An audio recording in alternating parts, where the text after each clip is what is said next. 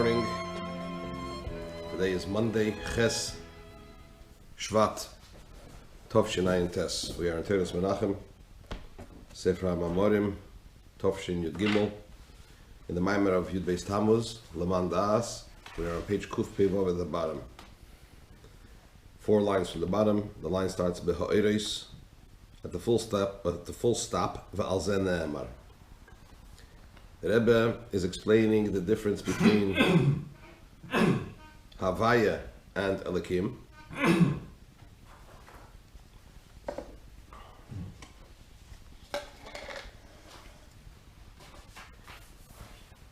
In both realms of Shamayim and Oretz. Shamayim, heaven, being a reference to Atzilus, the realm of emanation. It's the domain of the Creator. That's why it's called Shamayim, the heavens above. Shamayim Mimal, the Rebbe explains, means those realms, those levels that are beyond Atzilus, Keser, generally, or Elam Ein Sof, right? The Elam is Shalifnei Atzilus, Shalif Amim Nekroim B'Shem Keser Atzilus, transcendent aspects that are beyond Atzilus. Oretz is a reference to Bia, the realms of Bri, Yitzira, Siya, creation, formation, and action, the domain of the created. Ala Oretz Mitachas is a reference to that which is even lower than usual Bia, and that is a reference to the Klippus, those things that oppose Kedusha. And in each one of those 4 levels, we say, Ki Havaya hu Elikim, that Havaya and Elikim are all one. What's Havaya and Elikim? That I've explained, Havaya is a reference to the divine energy, the giving divine energy of the attributes, the Eires, the Eir, the light, the energy. Elikim is a reference to the Kelim, the vessels, the withholders, the contractors, the force that contracts and regulates and contains the Eires. And Havaya hu Elikim, in all those realms. The Rebbe began to explain that irrespective of the opinion, whether Eires are Pshutim or Mitziyorim, whether Eires, the lights, are formed, pure or formed, before they enter into the Kelim, they are certainly pure and unformed relative to the form and character that the vessel impresses upon the Keli once it enters into it. Therefore, the lights in their own right, the Eires in their own right, are not fragmented, are not delineated, and they are not limited. They are bligvul, they are unlimited. The Eires of Atzilus, he's focusing over here on the Eires of Atzilus first. They're bligvul, they're unlimited. And so far as the light itself is concerned, the Eir itself is concerned, without the impression of the Keli, that the Keli impresses upon it, we cannot identify one Eir as Chochmah and the other Eir as Bina. The function of the limitation, of the formation, of the character of the Eir, to be able to identify one Eir as Chochmah and the other one is Bina, and so on and so forth, that comes about from the Keli.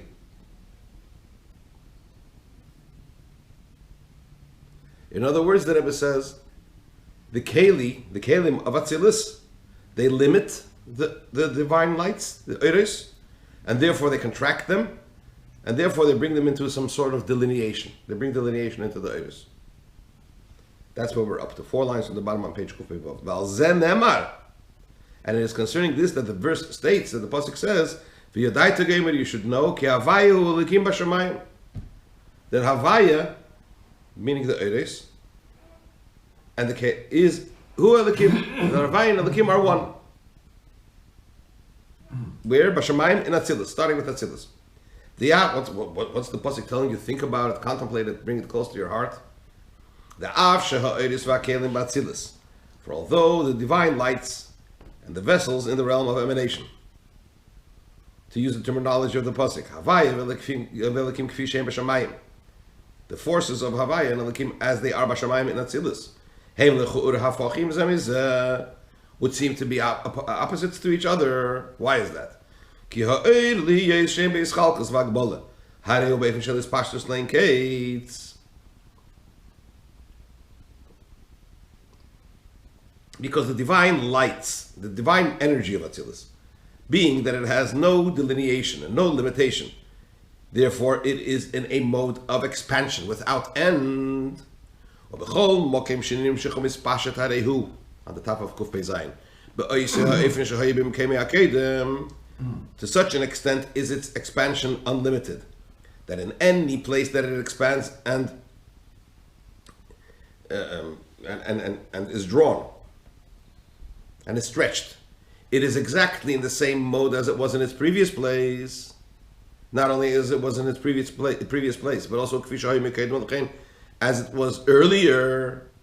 Note that this is a reference to both space and time. What does that mean?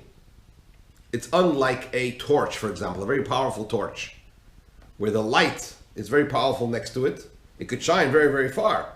But the further it goes, the dimmer the light becomes. He says the blik vul, the limitlessness of the Atzilus energy is so great, it's truly limitless, meaning to say that wherever it expands, it is exactly with the same quality as it was earlier. It doesn't diminish, whether it's in time or in space, notionally, meaning to say levels, right? You use the metaphor of horizontal and vertical. It expands horizontally without end, and also vertically, higher and lower. Notionally.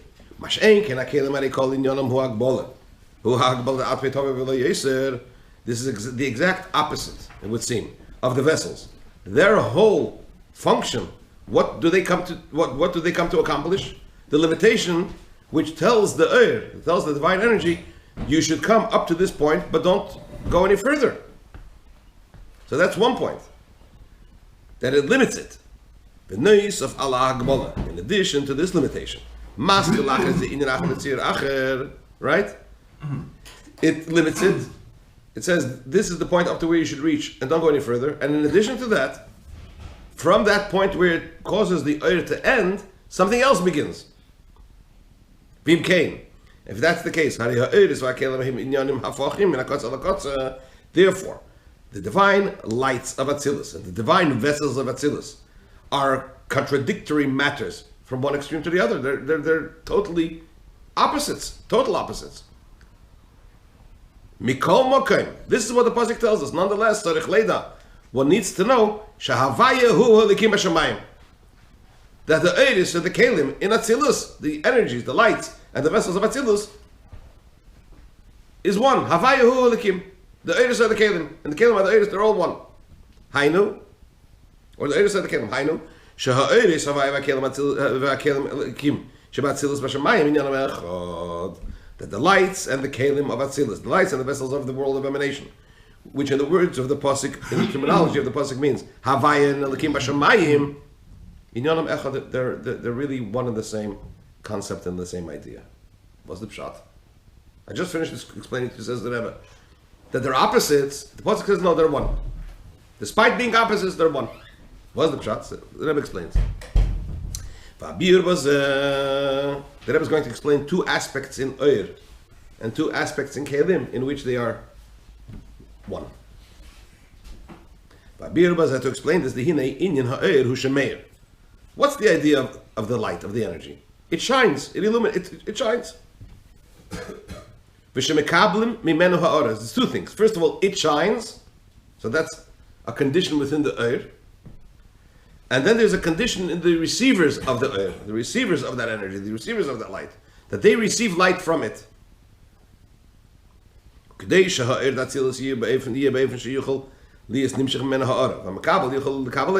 therefore, what is the purpose? What is that's the famous expression, the raison d'etre of the Eir? What's its entire being? What is it about? It is about shining, projecting itself, right? Shining. And it is about those that receive from it to be able to receive it. So therefore, says the Rebbe, in order for the light of Atzilus, the light, the energy, the divine giving energy, revealing energy of the world of emanation, to be in a mode that from it could be drawn and expand a ray. In other words, for it to be able to project itself, and that the receiver should be able to receive that projection, benefit from it. It's only by the divine light limiting itself and measuring itself according to the capacity of the receiver. For otherwise, the receiver won't be able to receive it. That is the function of the keli, that is the function of the vessel. The vessel regulates and limits the light to such an extent that, what for? So that the receiver should be able to have benefit from the energy that is vested within that vessel. So you're saying there's not a surplus of light that the keli is not able to retain and make use of and absorb whatever? No, that's not what I'm saying. What the Rebbe is saying is that, let me first get to the end of the point, and then we'll relate it with the details. So then follow the chain. The function of the whole reason, the whole essence of the light is to project light, and for people to be able, or for receivers to be able to receive that light, whether it's the Eidus, whether it's the realm of Atzilus or Bia, and so on and so forth, right? The only way that the Eid of Atzilus, the projection, the light, the illumination of the lights of Atzilus, the only way that could be received by receivers is if it clothes itself in a keli. Because in its own right, what is it? Blikvul. It's limitless in its expansion and in its level. There is no place where in its own right it won't be in its full capacity. The receivers are too small and it's beyond the capacity to receive it. The only way it could do so is through clothing itself in a keli. Therefore, the limitation that the keli imposes on the earth is not a true limitation. The earth doesn't, it's not objectionable to the earth. The earth welcomes it. The earth wants it. Because its whole function is to illuminate. That's the point that Rebbe is driving at. So therefore, Abayu Hu Elikim.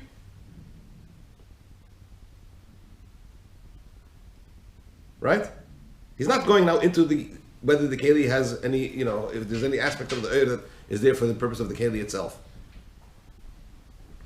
The same thing that I was going to say conversely with the keli.